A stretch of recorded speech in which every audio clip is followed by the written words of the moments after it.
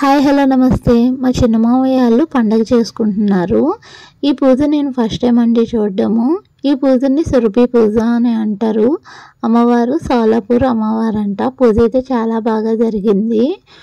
అమ్మవారి ఫేస్ చూసారు కదండి, సాక్షాత్తు అమ్మవారి పైనుంచి దిగి వచ్చి నిజంగా అక్కడ కూర్చున్నట్టుందండి అమ్మవారి ఫేస్. అదేని చాలా బాగా అయితే పూజ జరిగింది.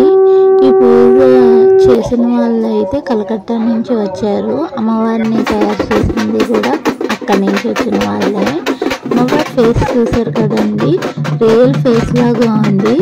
అదంతా ప్లాస్టిక్ అనుకున్నాను, కానీ ప్లాస్టిక్ కాదండి, అది పసుపు.